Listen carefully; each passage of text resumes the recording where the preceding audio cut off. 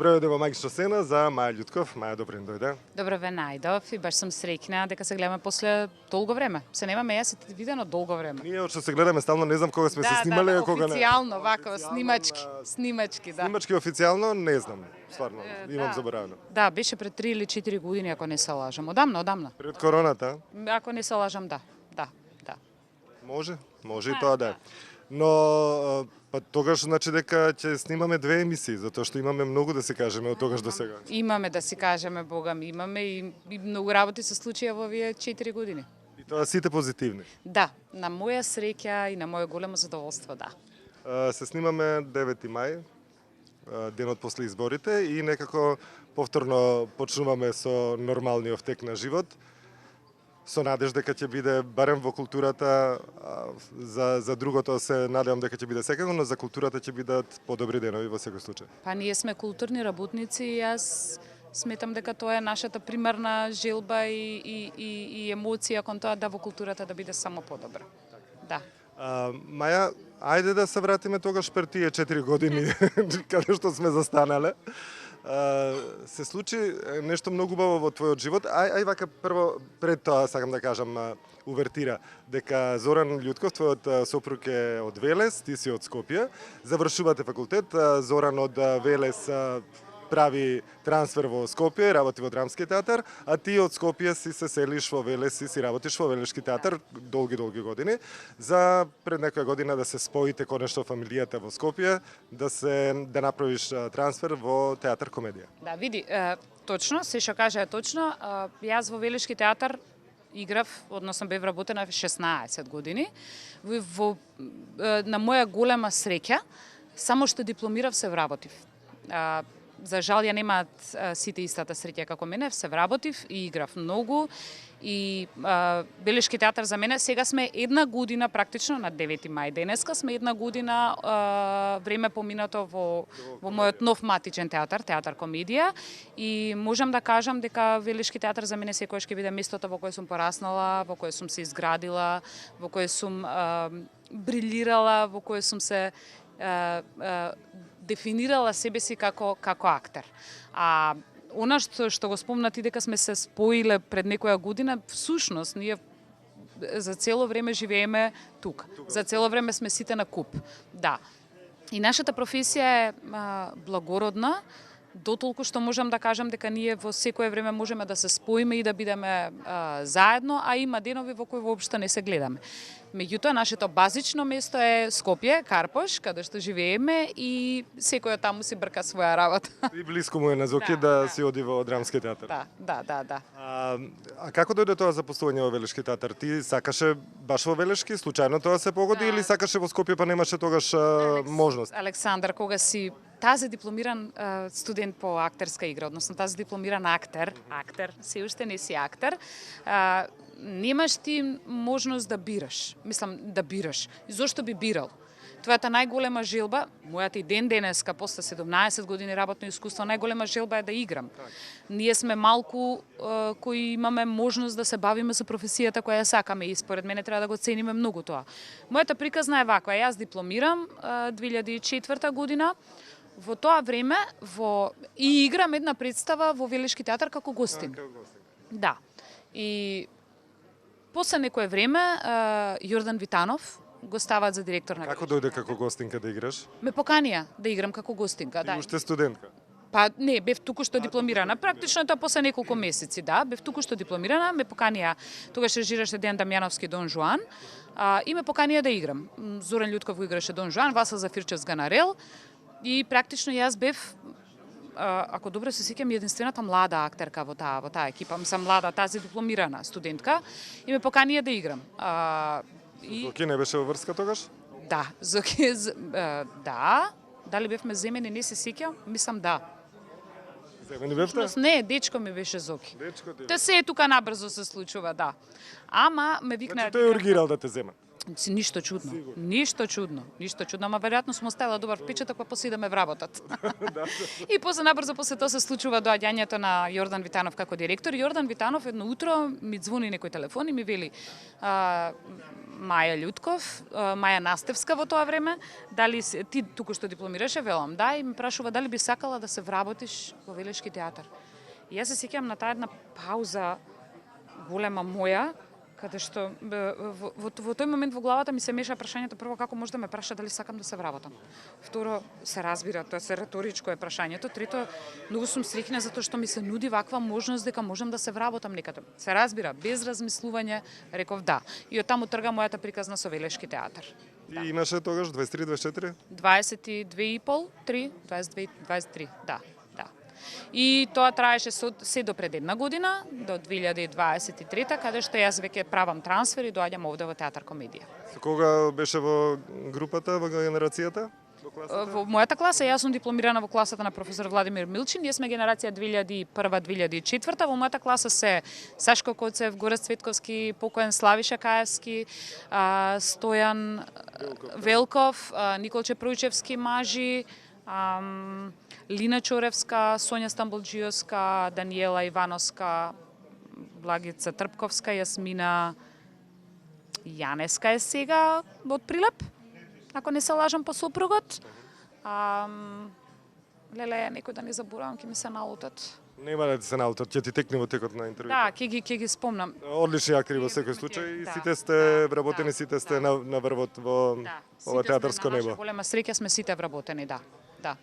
Имавте среќа да бидете вработени, затоа што неколку генерации веќе уназад немаат таква среќа. Има многу актери во моментот, околу 100 сигурно, кои што не се вработени, кои што на некој алтернативен начин барат својот излив на емоции да го изнесат на некој од сцените и јас ги поддржувам и се надам сите останати вие ги поддржувате колку е можно максимално, што е можно побрзо да се вклопат, да речем, во овие театарски. Апсолутно. Јас го поздравувам и го ценам тоа што го прават актерите млади кои се уште невработени. Ние веројатно бевме една од, ако не се лажам, последните генерации кои имавме среќа се вработиме сите.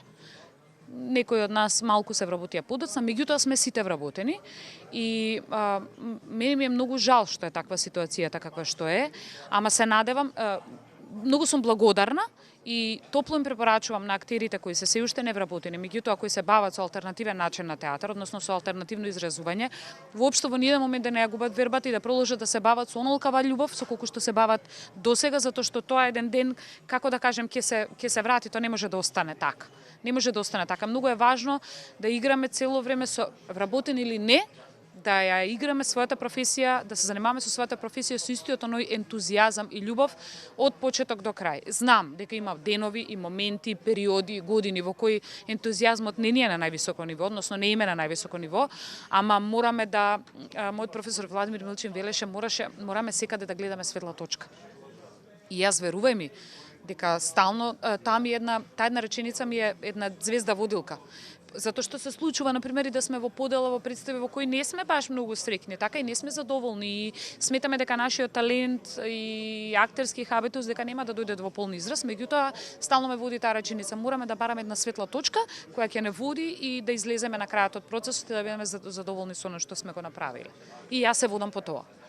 Маја, во Велешки театар имаш одиграно безброј представи, затоа што се работи за мал театар, каде што ако не си во секоја представа, секоја втора представа сигурно си во распределбата.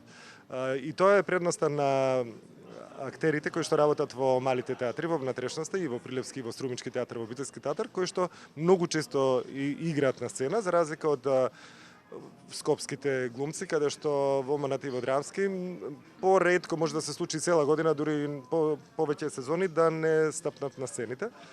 И тоа е многу болно за актерите, а вие тоа го немате осетено затоа што постојано се работи и постојано сте активни и тоа ве храни на некој начин и сте задоволни и среќни. Да. Јас можам да кажам, извини, памти си го зборот, можам да кажам дека тука во еден сегмент можам да кажам дека ние актерите кои сме биле, еве јас на пример, сум играла толку време во Велешки театар, можда да сме и малку размазани, затоа што прво сме играле постојано, второ, мене не ми се случило да играм пред празна сала или полупразна сала.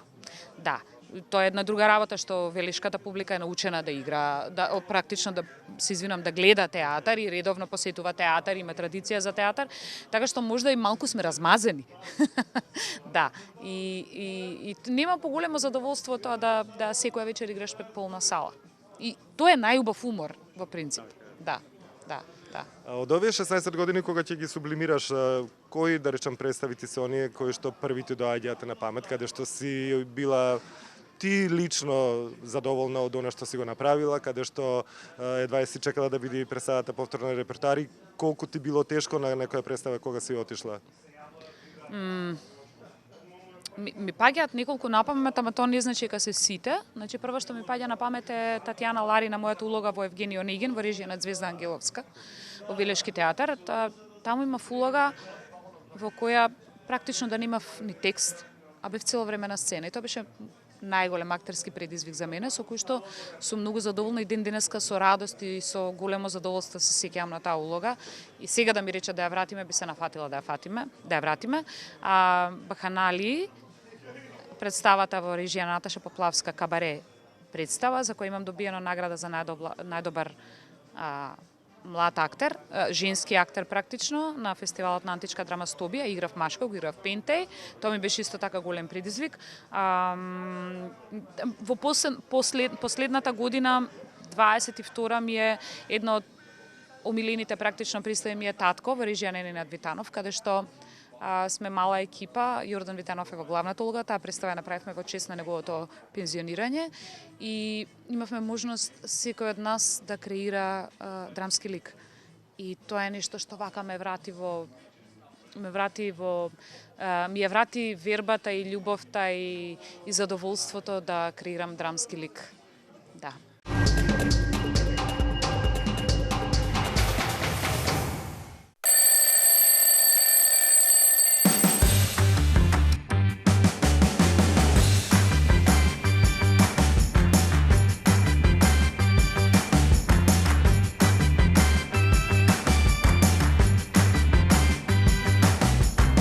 Ке сакаш уште?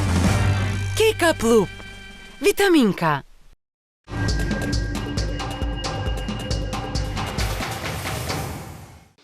Кога ни беше ладно, кога ги гледавме представите, кога ќумбето работеше прекувремено за да може да постигне некоја температура, кога пиевме ракија на екс за да се свестиш, да се стоплиш, зашто беше многу ладно. Кога се снимавме после представи, пред представи во зима, имаше зими страшни. Многу убави моменти ми се враќаат сега баш кога зборуваме за она што ни се случувало во Велешки театар и беше многу убаво време. Ако условите за работа беа катастрофални, оскудни, многу убаво си поминувавме и многу убави дружби имавме. Да, се согласувам апсолутно, се си во право. За се си во право што кажа. И јас на тоа време, особено на стариот Велешки театар, ќе се сеќавам со една многу голема љубов и топлина каква што произведуваше ќумбето на дрва. Со таква топлина се сеќавам на тој период од мојот живот. Меѓу другото, во тој период бевме најангажирани и најмногу игравме. Да. И тоа таму се правеа најубавите представи. Да. И морам да споменам, ќе заборавев една од представите кои исто така ми има во стариот Велешки театар ми има оставена таков длабока трага во мене, беше представата Ченедрински се враќа дома во режија на Мартин Коџевски. Тоа беше спектакл. Да.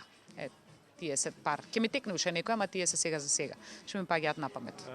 Се сеќам исто на многу убави комедии што беа во Велешки театар. На Машти се сеќам, на Зоки Љутков со Едмон Сотир. Како се викаше таа представа за Железното пиле или Не, Железното пиле. Бетија, да. Тие се легендарни представи кои се игра многу долги години, има свои над 200 изведби, ако не се лажам, и траја многу долго и публиката секогаш одново и одново доаѓаше со задоволство ги следеше, да. На многу реплики се сеќавам од тој период, навистина беше тоа.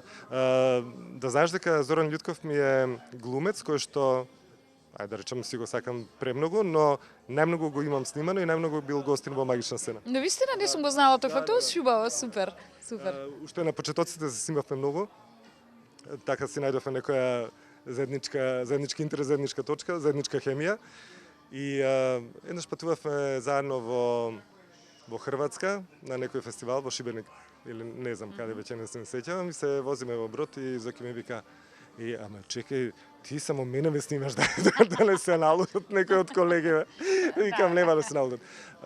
Ги броев, не знам колку, веќе не се ни сеќавам со него. Снимања? Да, со него и со Дејан Лилич ни се најмногу снимања направени, Верувам. затоа што беа и навистина актери кои што најмногу игра и стварно требаше тоа што го играат да биде овековечено и да биде запишано. Се согласувам со тоа. Она што со тебе ги имам правено интервјуата, исто биле неколку, и во стариот театар и во новиот театар Велешки, и сега ми е многу драго и во театар комедија со одлични улоги што ги имаш направено, и можам да ти кажам дека сега веќе те доживувам како многу позрел актер од оние години што ги помина во Велешки театар.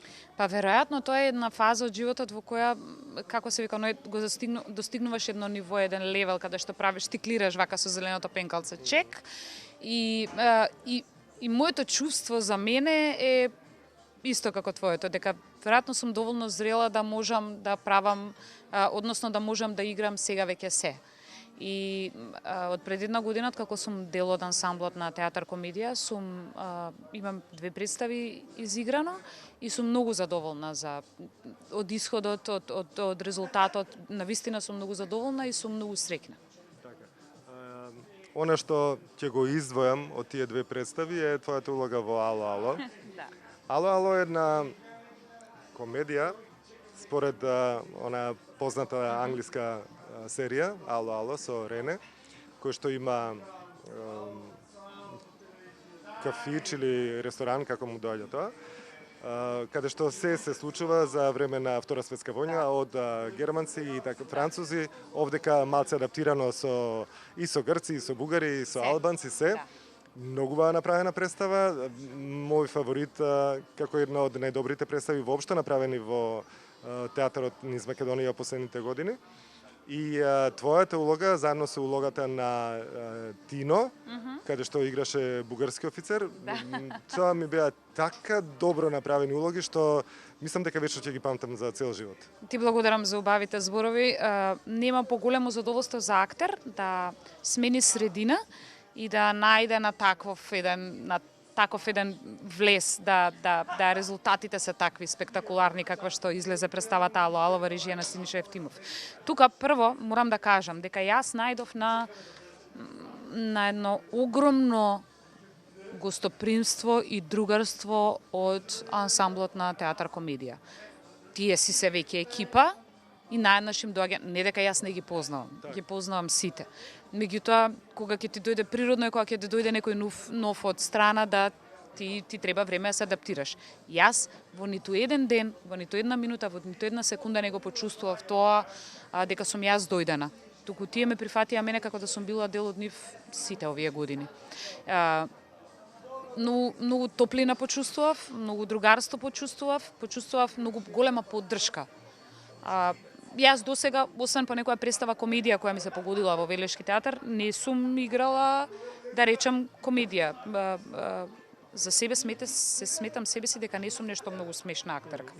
Да. Не нешто многу, него не сум смешна актерка, и Ало, ало ми беше таков еден шок. Си викаш, што ќе правам јас во комедија? Таков еден шок ми беше да не можам да ти објаснам колку сум среќна и секој пат сега и се радувам. Едва чекам да дојде Ало, ало, да се издувам, да ми помине, и сум многу среќна за она што го направи во Ало, ало. Пред се и над се морам да му се заблагодарам на Синиша Евтимов за тоа што ми ја додели таа доверба, затоа што имаше доверба во мене да ми ја додели улогата на Хилда во Ало, ало, и да ми ја остави одврзани враце, да јас натре креирам, само да ме насочува онаму каде што треба. Значи, на Синиша сум му бескрајно благодарна за се што направи за мене и во таа представа, и во представата 4 соби во Велешки театар кој има режиран. Од таму е всушност нашето познанство, да. Синиша, кога се изборуваме со Синиша вика, моја најголема мисија е да им правам на глумците да се чувствуваат како звезди и да им ги правам најдобрите улоги одиграни во дадениот период. Нема да заборавам на првата проба кога дојдов на Ало, ало, прво имав тахикардија, како да ви кажам, како мало дете, тоа е една страшно чувство имаш. Смисла потеа рацете, значи класична анксиозност имав. Со точак дојдов и знам дека ме пречекаа многу убаво сите. Многу убаво во смисол во ниједен момент не се почувствував странец. И кога отидовме на проба, читачка проба, реченицата што ќе ја памтам на Синиша беше дечки. Ова само да го изиграте што е напишано, веќе имате улоги. Ајде да направиме нешто плюс. И тоа ми беше таква една голема мотивација да креирам, не само мене, сигурно на сите внатре 13, колку сме 14 во екипата, така некако се поврзавме, така некако имавме мотив да работиме точно тоа Синиша што го прави и го предизвикува и му успева кај актерите. И одлично поминавме. Процесот беше еден таков лесен процес. Јас толку многу мислам дека не сум се смеела одамна. Значи, доаѓаш на работа и денот ти проаѓа во и при тоа работиш, креираш и денот ти поминува со смеење, значи се враќаш со огромна насмевка на лицето дома. Нема поголема задоволство. Нема поголема среќа и ментална хигиена. Да. Таа ми е најдобра представа во 2023-2024 сезоната и се надам дека ќе ја изберат на Војдан Чернодрински. Не, дај Боже. Утре ќе дознаеме Да, дали ќе биде избрана или не. Па ако биде избрана, нека им се мислат другите театри, затоа што се работи навистина за такви улоги добри направени. Таму нема лоша улога, таму се само добри и најдобри улоги. Синиша е таков режисер за среќа наша што дозволува на секој актер подеднако да брилира на сцената. Нема кај него главен спореден актер. Значи сите актери подеднако имаат сценско време да брилираат и тука нема збор за тоа. И навистина тоа се случува во Ало Ало. Да. Ало Ало е најбрзо продавана представа во театри во Македонија, предпоставам сигурно. Затоа што од кога ќе се пуштат картите, за 10 минути ги нема картите. Да, водиме борба. Тоа е страшно. Водиме борба. И е многу тешко да се набават затоа што има по 2-3 изведби во текот на месецот, а карти се барат како за 10 да има изведби ќе биде преполно. Да, ја она што сакам да го порачам на публиката која не успева да мислам, има луѓе кои си седат и си чекаат просто да се објави репертоарот и си купуваат веднаш карти. Се случува и ние да не можеме да добиеме карти ако закасниме со најава. Јас сакам да се извинам на публиката за оние кои не можат да дојдат до карти, просто тоа се продава. И дај Боже да се продава, значи ако не во мај, во јуни, ако не во јуни, здравје Боже, во септември, во октомври. Јас лично на таа представа и прогнозирам долг век. Јас сигурно. И убедена сум дека сите ќе може да ја гледаат. По 2, по 3 пати обавезно ќе може да ја гледаат. Ќе има внатре во Ало Ало можност да се додаде нешто како импровизација или не? Тоа е така мајсторски наместено да импровизација таму може само да ја разводни работата, да стане досадно. Така сме точни и уиграни како саат, да простор за импровизација, широка некаква импровизација, која предходно е недоговорена, мислам дека не. Постојат мали, ситни зборче, поглед, импровизиран движење. Меѓутоа, сето тоа се мали сегменти, секунди, каде што само ние двајца, ние тројца, ние петорица знаеме на сцена и никој друг не знае. Меѓутоа, тоа е внатре се така мајсторски наместено да нема простор за импровизација. Втората улога што ја кажа е во представата Пар Распар. Да. Заедно со Жаки сте две единствени женски улоги. Па интересно е што има многу актерки во театар комедија, но еве ти се случи за брзо време повторно да те земат во екипата, што значи дека им се допадна она што го направи во Ало Ало, те прифатија и одма да ти искористат додека е жешко да искористиме ти даде исто така една од двете женски улоги во представата. Да, јас искрено се надевам дека ги исполнувам очекувањата кои ми се и довербата која ми е доделена и многу сум среќна што ми се случува веднаш представа после Ало Ало, веднаш втора представа. На моја голема среќа и радост, прв пат ми се случува да работам со режисерката Нина Николич, никогаш не сум работела досега и јас и Жак имаме практично едни мали улоги во кои беше многу интересно да се креираат. А она што беше според мене фасцинантно е дека режисерката Нина во ниту еден момент не ни дозволи, нели, ако имаш помала улога, па например ако се делат по денови, денеска ќе дојде прва сцена, ќе пробаме, па утре втора сцена, па прв чин и така натаму, ние имаме двете на крајот, да речеме вкупното наше појавување околу 10 на 15 минути. Значи режисерката Нина можеше комотно да рече вие две не доаѓајте, кога ќе ја поставуваме вашата сцена, ќе се појавите. Меѓутоа не.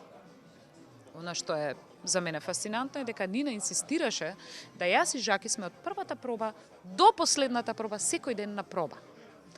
И тоа просто прави кај тебе да се таложи тој материјал што се работи, да ти веќе почнеш да размислуваш не само на правење улога, ами и на валери во улогата, значи нивоа, разни левели до каде може се да оди. Ние имавме со Жаки толку многу простор имавме и проби доволно да ние можевме да ние во еден момент стигнавме до, според мене, до одлично направени улоги надре. А толку малце. Толку малце сакам да кажам како минутажа на сцена. Меѓутоа по тоа се гледа дека нема големи мали актери, значи твоето постоење внатре, односно големи мали улоги. Значи постоењето внатре како актер, дали си 1 минута или си 2,5 сати е апсолутно неважно. Ако ти со твоите 2 минути го земеш вниманието и добиваш аплаузи на отворена сцена како што добиваме јас и Жаки, тоа е тоа според мене.